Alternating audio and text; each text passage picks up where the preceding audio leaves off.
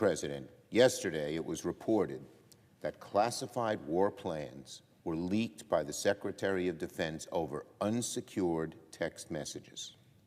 These text exchanges, confirmed by the administration as authentic, included the Defense Secretary, the National Security Advisor, the CIA Director, the Vice President of the United States, and, unintentionally, a journalist with no security clearance. For the Defense Secretary to coordinate war plans in such a haphazard and dangerous way puts our national security, our troops, and every single American at risk. They intentionally put highly classified information on an unclassified device.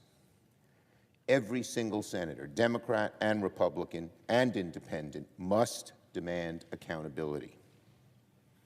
I am calling for a bipartisan investigation in the Senate of this mishandling. I am also calling for the Defense IG to fully investigate.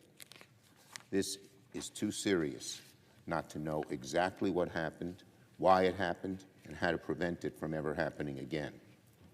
The Senate and the executive branch have an obligation to fully investigate how this mishandling of sensitive national defense information was allowed to happen. Republicans must not just shrug their shoulders and call this incident, quote, one of those learning moments. No, no, no. This is a serious matter, a potential breach of classified intelligence, of imminent war plans against America's adversaries. The Senate, as well as all relevant authorities within the executive branch, must investigate this incident fully.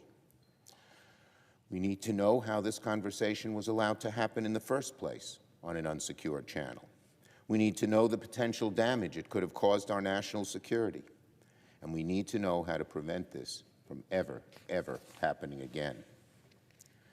And any Senate Republican who was up in arms years ago about emails and unsecured servers should be outraged by the Secretary of Defense's carelessness. What if Russian intelligence gained access to this text thread and shared it with their Iranian allies? What if the Iranians had shared it with their allies, the Houthis?